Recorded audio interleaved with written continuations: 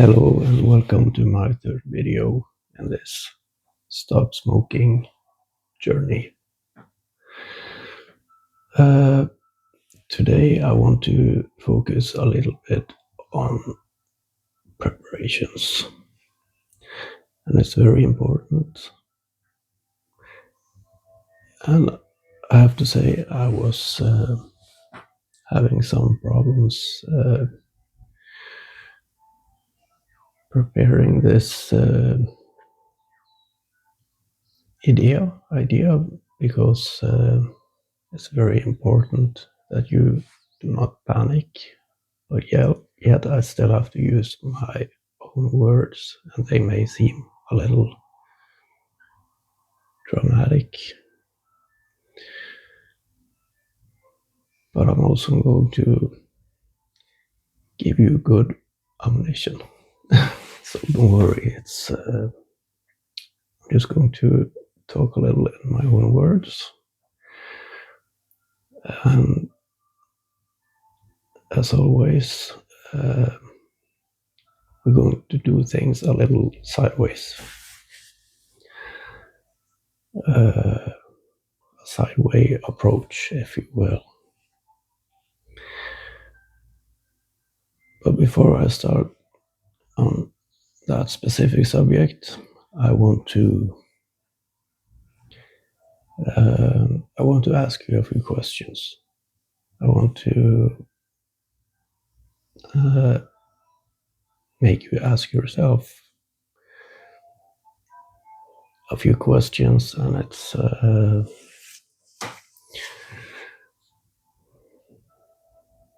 you can consider it an experiment, if you will.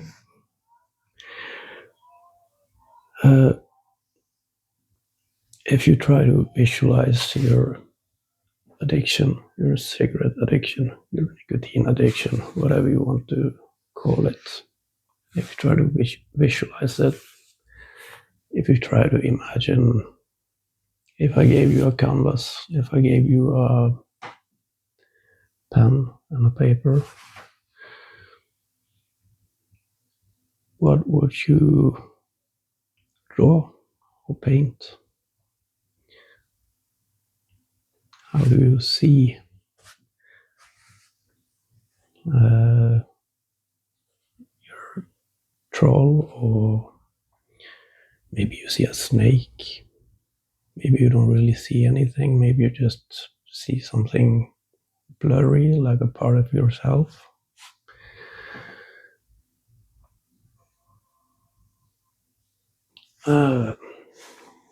So we're going to try to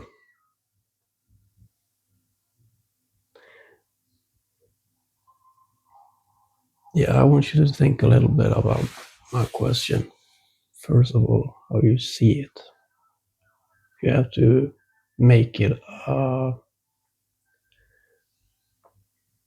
something less abstract. How do you see your addiction? What is it? It's very easy to think of a snake. But as also that's but you don't really think of enjoying a cigarette. You don't really think of a snake normally. But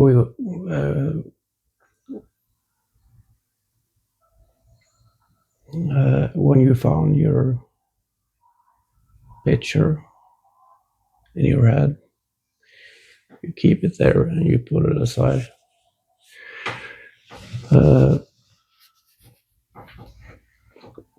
It has a reason.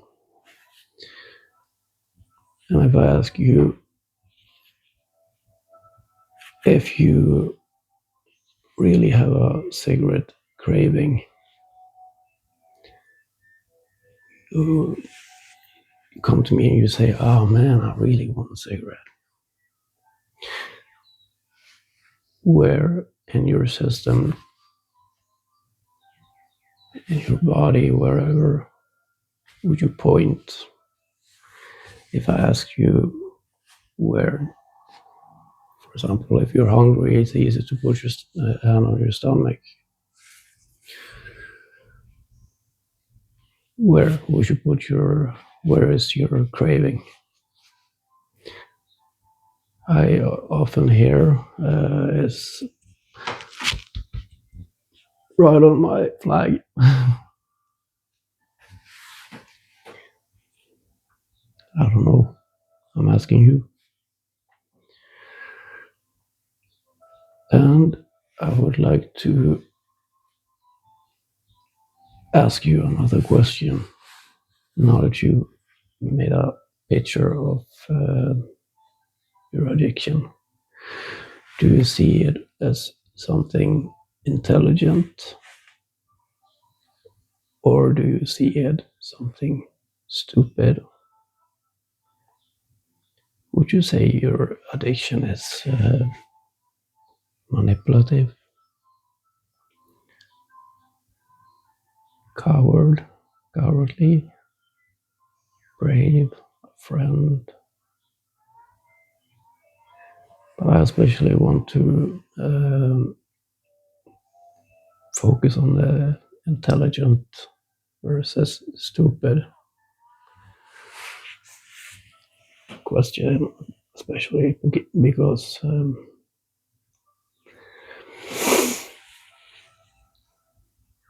I want to. I want you to.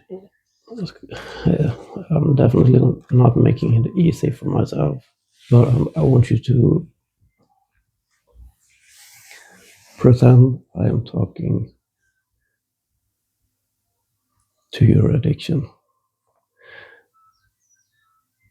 That's not really possible when I explain it the way I do, but imagine, well, probably no necessary imagine, you can put this video on where you want a cigarette, because that's more or less the same.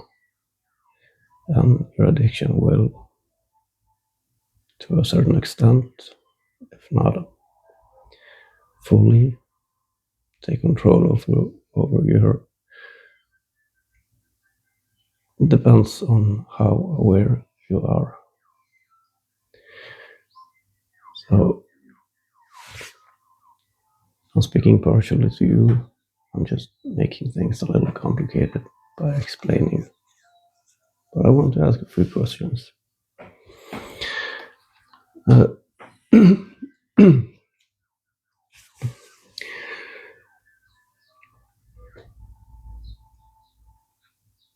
okay.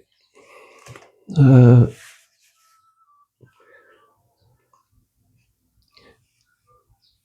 if you're asked why you want to stop smoking, I'm sorry. If you're asked if you want to stop smoking, you definitely, most definitely, 90% of the cases will say yes, of course. Today, no, I need time for preparations, but pretty soon. Today is never a good day, and I, to a certain degree, agree. It needs preparations.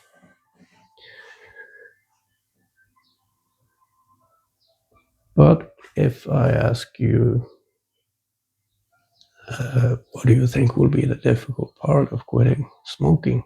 If you want to stop smoking, what do you think will be what's the bad things you're visualizing?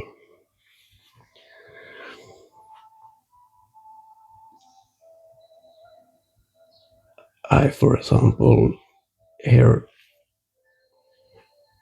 answers like, I will gain a lot of weight.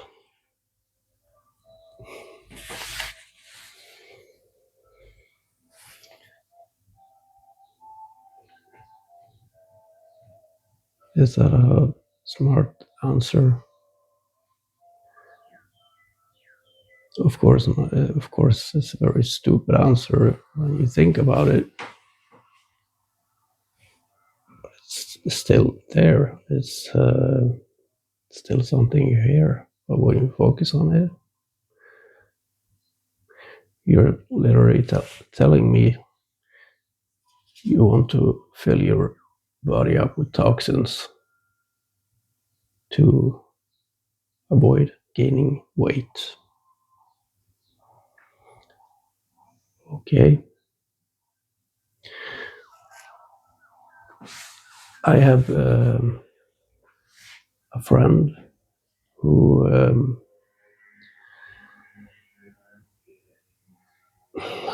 I don't know if I want to call it like I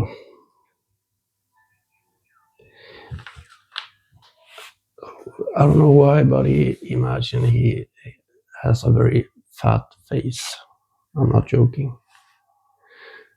And to have this special shape, he uses methamphetamines.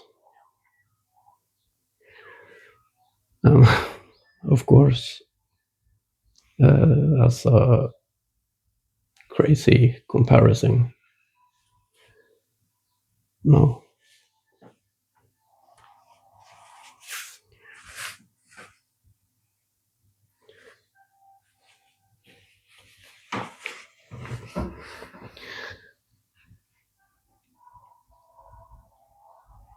If I ask you what other reasons are there to continue smoking, what will be difficult? Sometimes hear the social thing about smoking. And I absolutely understand that part. Actually, I need to be, I'm not feeling sorry for myself. Uh, but I have to be honest, because I had this click.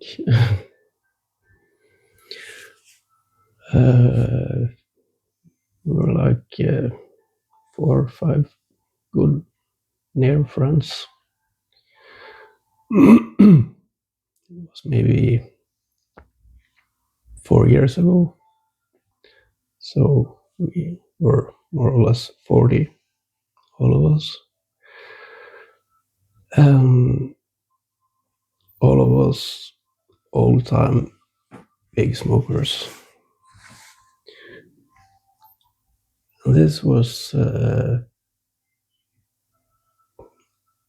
I remember it was summertime and we had this like ritual. We gathered and we smoked and we talked and we drank beer or whatever. But we always smoked like a ritual. It was like part of the conversation without words. And one day I came to my normally when we were talking, we had this.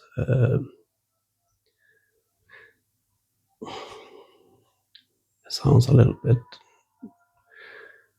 special to say it, but we didn't want any other people in our group.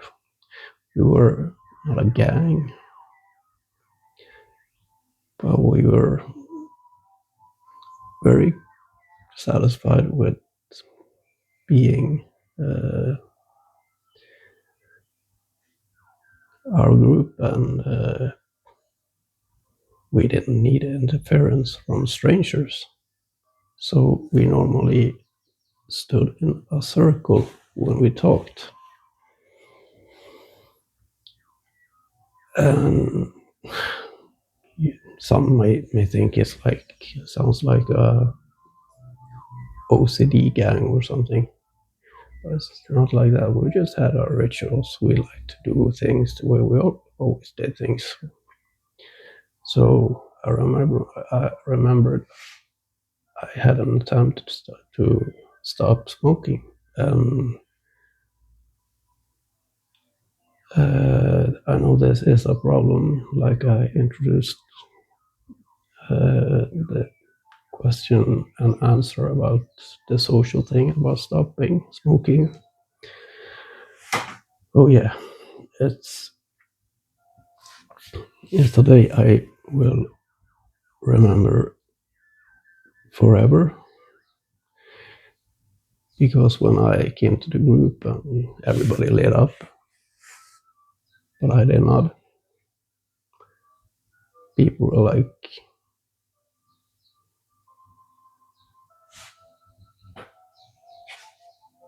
"What's the matter with you?"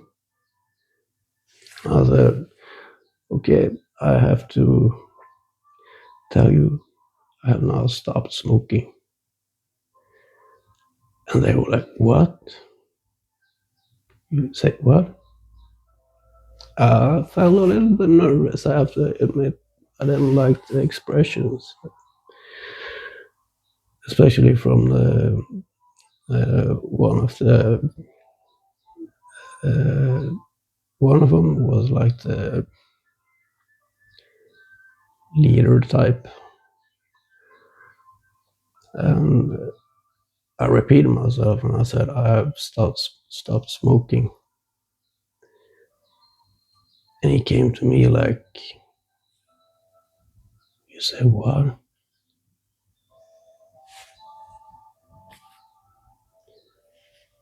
And I was like, "Chill out, man. Chill out." And I could feel the aggression in the air. Uh, and I remember my other friend, he said, "What the fuck you want to do something stupid like that? What, what the hell you want to stop smoking? What is this shit? What's the matter with you? Don't you want to be like us?" And I could smell it, like mutual opinions about betrayal. So my nervosity just increased. And uh, one was a little too aggressive, and he said, "You better start thinking about what the fuck you're doing, what codes you're breaking, and where to draw the limit. If not, I will have to do it. Get out of here, come back tomorrow." And I went home, and I have to say, my eyes was a little extra wet. It's not often you see a man in his 40s crying, but I was crying that night because I lost respect for my friends. And next day I went back. I was still not smoking, but I was hoping for more accept. And I had to go through like a bunch of shit. Uh, they were talking directly to me, or they were talking indirect, like it's just not the same amount of smoke here, man. What is this? Of course, instead they were hinting to me, and I felt very ashamed. No clouds today, that's for sure, and blah blah blah. Uh, they call me the air freshener. Uh, for about a week, I went home crying. and I started smoking again because the last day before I started smoking, my uh, my leader and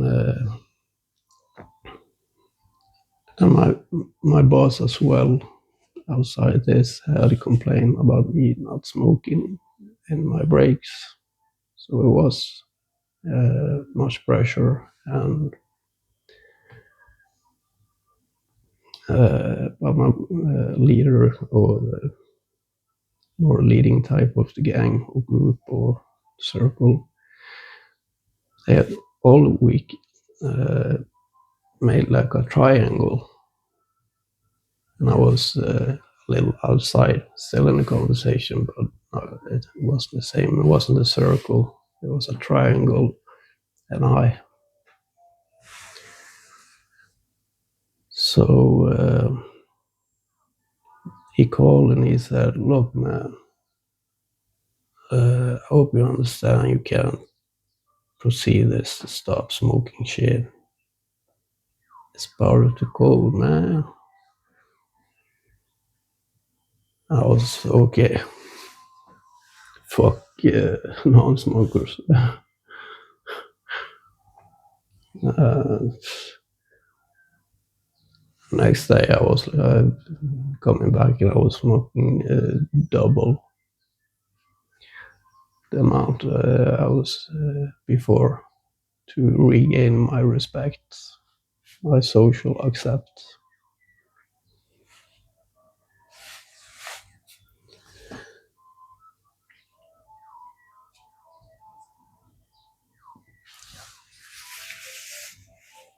I don't need to explain anything, right?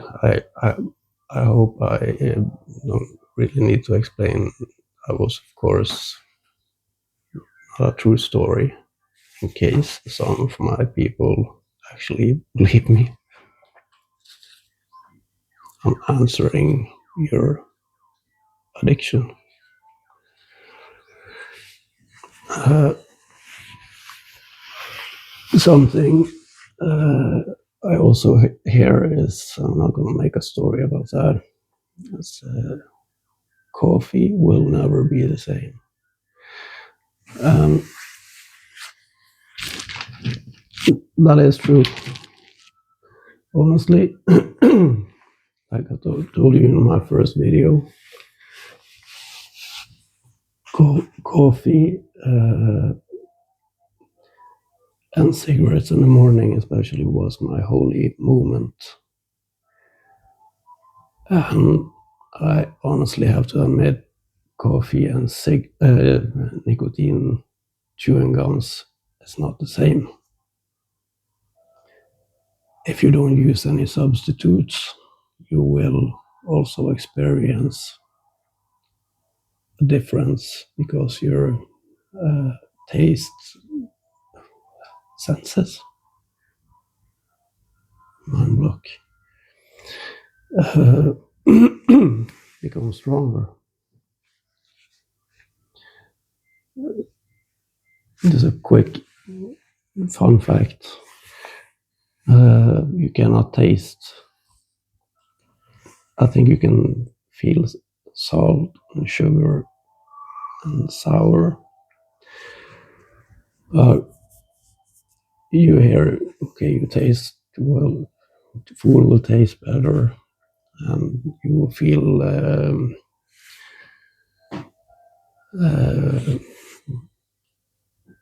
yeah, everything will smell better. And that's more connected. Many people think you can try to, because okay, I'm just gonna show you an experiment. You find anything with a specific taste, for example, just anything, and you hold your nose, like clench your nose when eating it, you won't feel a taste. Feel the taste. I don't know why so many people haven't realized that. try. Have a piece of chewing gum or whatever. That's not relevant to the stop smoking. A little bit, just a little fun fact. Okay, so in my opinion, I've basically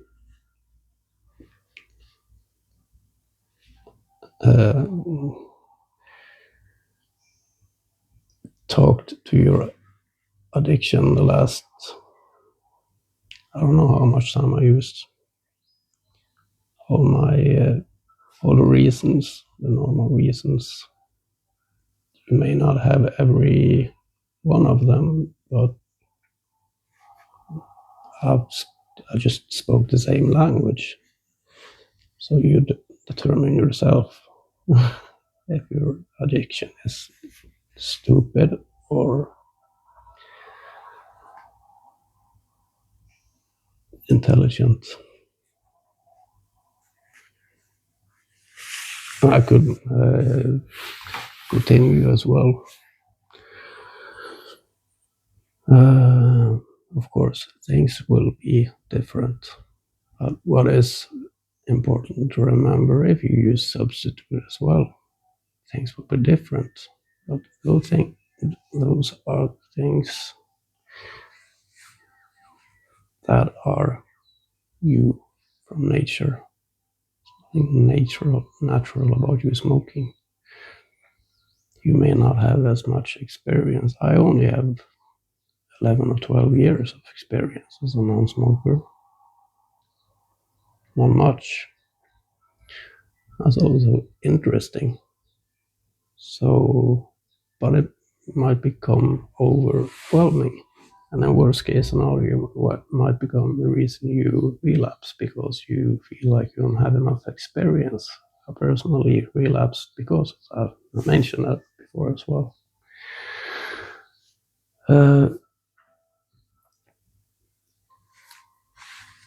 You have to understand one thing, and when you enter this I want to use when you stop smoking, especially when you stop smoking without any form of substitute, you will experience like a big wall of confusion between your mind and your body, because pardon my French, every fucking thing in your body is just so grateful. But in your head, it feels so fucked up. Your lungs are thanking you so much for finally just momentarily possibility to cleanse. And your head thinks they want cigarettes, they want that black shit, tar. It's weird.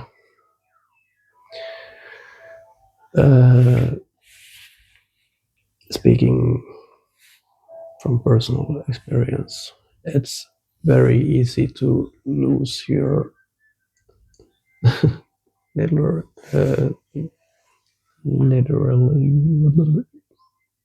lose your head in the process, no matter how prepared you are. And I understand, I get it. And like I've said before, this is a gentle way. I was just using some examples. And we're going to, if you lose your head, you lose your focus, you are more or less you are giving your you maybe thinking, I mean, this this isn't how I imagine. I think I need to find like an emergency solution, and before you know, you smoke again. You panic and you smoke again because you need to buy yourself some time. That's my that, in addition to getting all fucked up emotionally in every way, and you somehow think that's gonna last forever. Yeah, it's.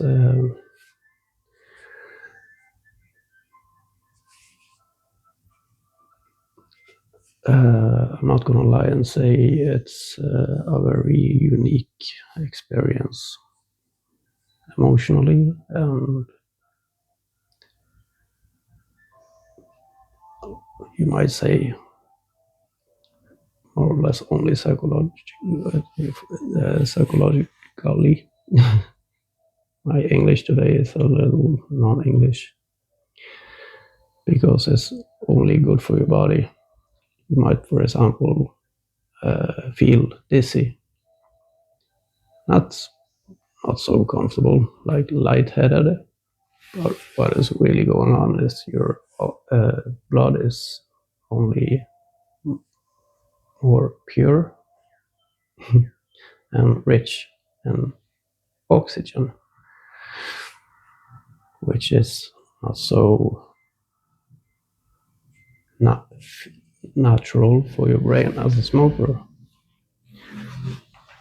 So many things are opposite, and so many different difficult factors.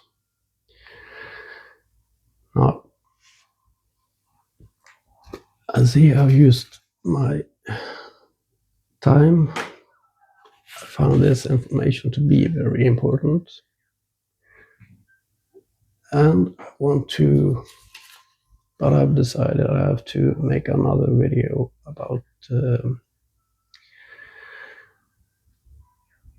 the preparations as well, because I want to, that is very important. So I don't know what I'm gonna call this video, but it was interesting talking to your addiction, and I hope you reflect a little bit yourself. That's like most of my intention, really.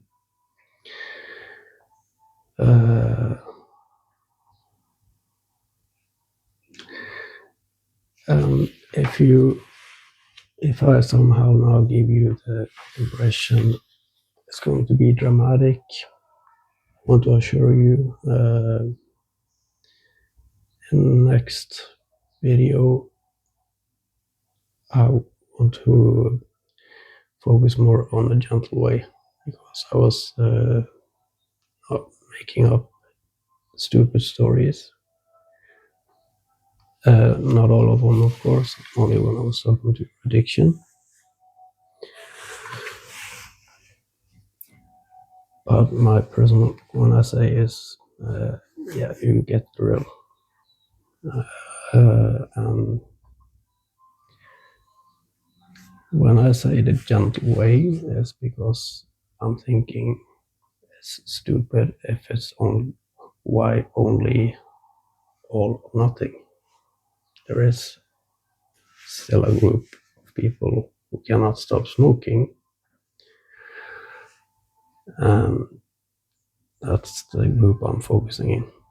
So substitutes are welcome, but I still want to talk more specifically about the specific substitutes, how to use, how they are misunderstood, and that will give you the gentle way. That will be in my next video. Thank you for watching. You got this.